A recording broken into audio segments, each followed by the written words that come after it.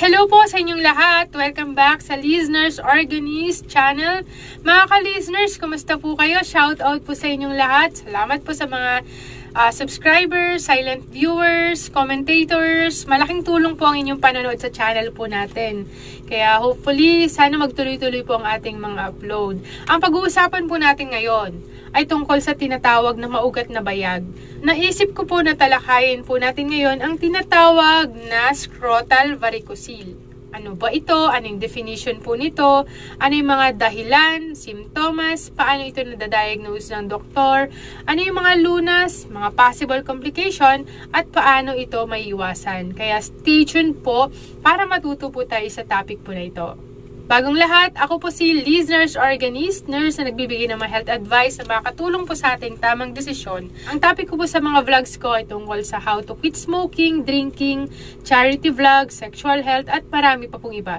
Sana kung makinabang po kayo, i-regalo nyo naman po sa akin ang pag-like, share, and subscribe. I-click nyo po pati po yung bell icon para every time na meron po akong bagong upload ay ma-notify po kayo ni YouTube. So ano po ba ang scrotal varicocele? Ang scrotal varicocele po ay isang kondisyon na kung saan lumalaki po yung mga ugat dun sa mismong bayag ng isang lalaki. Okay? Yung mga veins or ugat po na ito ay nahihahalin tulad sa mga varicose veins na matatagpuan sa mga binti po ng tao. Ang mga veins po na ito ay namamaga, lumalaki, kaya nagkukos po ito ng discomfort at possible makaapekto po sa kakayahan niyang makabuntis sa kanyang misis. Now, ano po ba yung mga dahilan ng scrotal varicocele? Okay, yung exact cause ay hindi pa po talaga fully understood, pero pinaniniwalaan po ng mga eksperto na ito po ay dahil sa defective valve within the vein na nagre-regulate po ng daloy ng dugo dun sa ugat. So kapag ka-defective yung valve, ano po ang mangyayari? Yung dugo, magkakaroon ng pooling of blood dun sa vein at tataas yung pressure, and ang nangyayari, lumalaki po yung ugat at ito po ay maaaring mamaga. Now, next question, ano po ba yung mga simptomas ng scrotal varicocele? So, tandaan po natin, maraming mga kalalakihan na mayroon pong scrotal varicocele ay hindi nakakaranas po ng symptoms or no symptoms at all. Pero ang mga lalaking nakaka-experience po ng symptoms ay ito po yung mga nararanasan nila. Ito po yung lump or swelling dun sa kanilang bayag, namamaga, hindi kaaya-aya, mabigat yung pakiramdam po nila at masakit at nagkakaproblema po, hindi sila makabuntis-buntis sa kanilang mga asawa. Ganon din po, napakahalaga na tandaan po natin na hindi lahat ng mga varicocele ay mag-cause ng symptoms. Yung gaano kalala ay iba-iba po kada lalaki. Yung iba walang symptoms, yung iba naman mild, yung iba naman sobrang severe yung mga symptoms na pinagdadaanan po nila. Next question, paano nga ba ito nadadiagnose ng doktor na meron kayong varicocele sa scrotum? Okay, number 1, physical examination. Ipapalpate po nila yan ng mga doktor.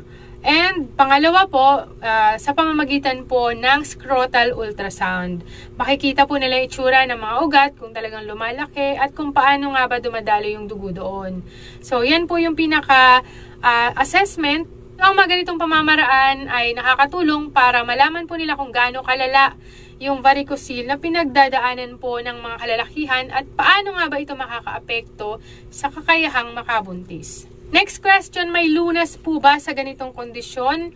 Yes, of course, may lunas po. Treatment option ay nakadepende sa kung gaano nga ba kalala ang varicocele na pinagdadaanan po ng mga kalalakihan. Or kung gaano nga ba ito nakakaapekto. Halimbawa, gustong-gusto niyo ng makabuntis, ang problema may varicocele siya. So, sa mga kalalakihan na walang mga symptoms or mild lang yung kanilang mga varicocele, okay na po yung pagsusuot po ng mga supportive underwear.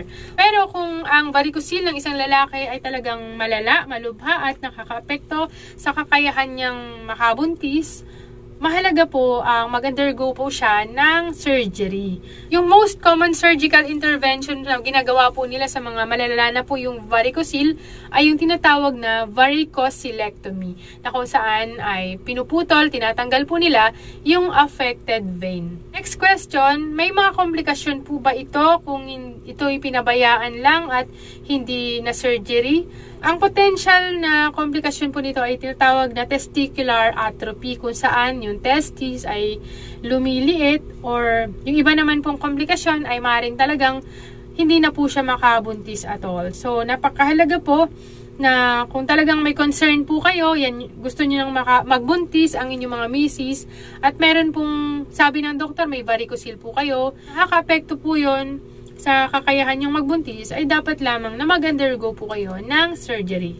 Last question, paano nga po ba natin may iwasan ng scrotal varicocele? So, unfortunately, wala po mga preventive ways or method para maiwasan ito. Okay? Pero, napakahalaga po ang pag-maintain ng healthy lifestyle, regular exercise, healthy diet, syempre, at higit sa lahat, iwasan po natin yung mga gawain na nakakapagdulot ng increased abdominal pressure. May mga certain exercises po na nagdudulot po ng increased abdominal pressure.